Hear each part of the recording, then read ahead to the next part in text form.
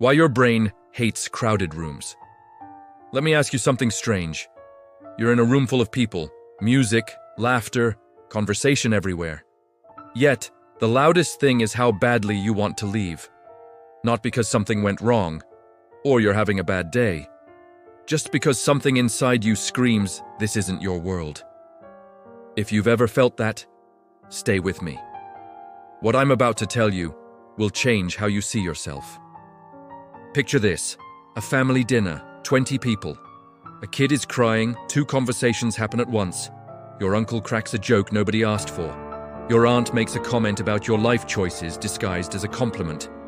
While everyone else seems fine, you're quietly doing something different. You're reading the room, not just the surface level, but all of it. The tension between your cousin and her husband. The forced smile on your grandmother's face. The way your dad laughs a little too hard when he's uncomfortable. You're catching every signal, every micro-expression, every emotional undercurrent beneath the conversation. By the time the main course arrives, you're already exhausted. What if that's not a weakness? What if that's your brain operating at a level most people never reach?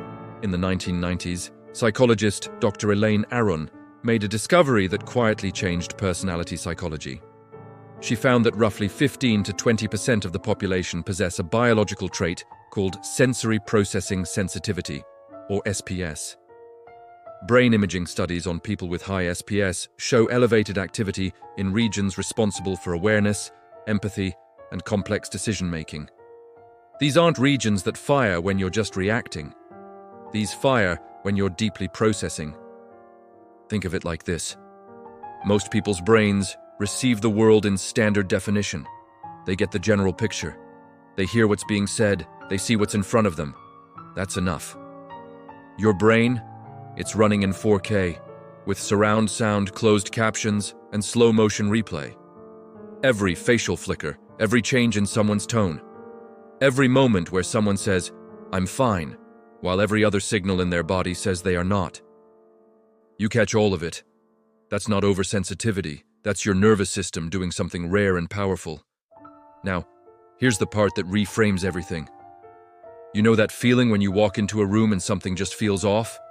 Not anything specific, just a quiet, persistent sense that the energy isn't right? Most people dismiss that feeling. Or they'll take days to name what you identified in minutes. Researchers call this perceptual sensitivity. The brain's ability to detect inconsistencies between what people present and what they actually feel. Your brain has a built-in authenticity detector. Crowded social environments are full of performance. People wearing invisible masks, laughing louder than they feel, agreeing with things they don't believe, pretending comfort they don't have. Your brain sees through every single mask in the room. So, when you feel drained at parties, it's not because you hate people. It's because your brain refuses to stop working. That's not antisocial. That's integrity at a neurological level. Here's something most psychology content won't tell you. The reason some crave loud environments and others need quiet comes down to neurochemistry. Specifically, 2 chemicals. Dopamine drives novelty seekers. It rewards new experiences, social stimulation, external excitement. More people, more noise, more everything. It's the chemical that says the next thing might be even better than this one. But your brain has a preference for a different neurochemical, acetylcholine. Acetylcholine activates during deep focus, meaningful conversation, creative thought, and quiet reflection. It cares about depth.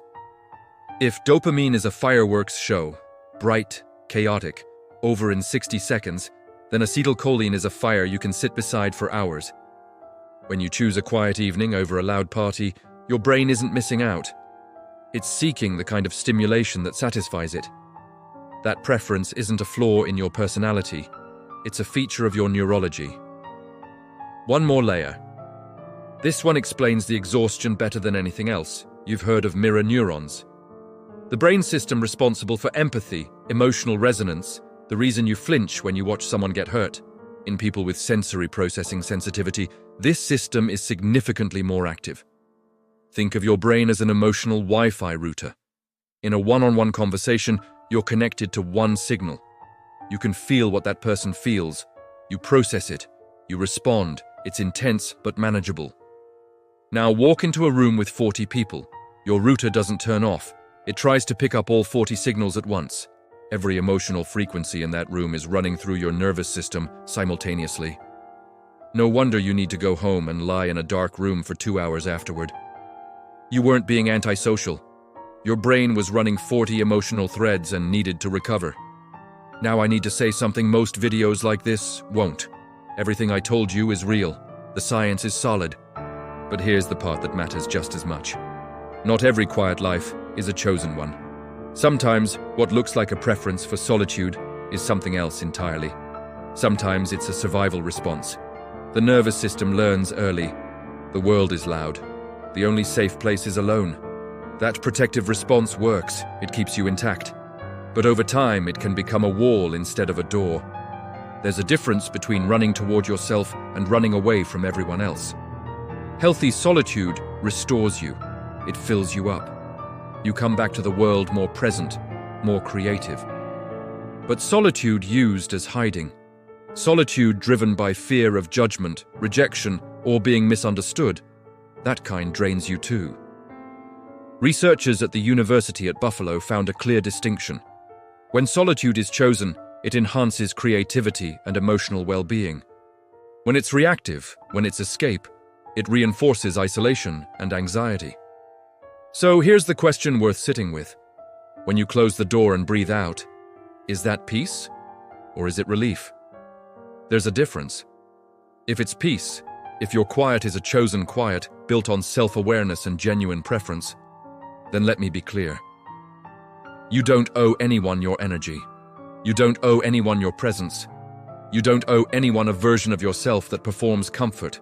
Your selective social life isn't a small life. It's a deliberate one.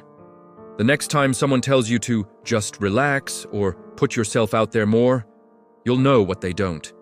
Your brain isn't wired for surface-level connection. It never was. It's wired for something deeper, something real, something most people spend their whole lives searching for in crowded rooms and never find. So the next time you leave the party early, or cancel plans to stay in, or sit quietly while everyone else performs their social energy, remember what's actually happening inside your mind. You're not broken. You're not antisocial. You're not too much or not enough.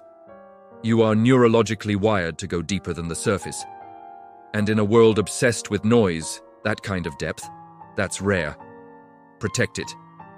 If this felt like something you've been waiting to hear, drop a comment below. I want to know, what does your version of a crowded room look like? Like this video if the science surprised you. Share it with the one person in your life who always leaves the party first, and I'll see you in the next one. Take care of your mind. It's working harder than you know.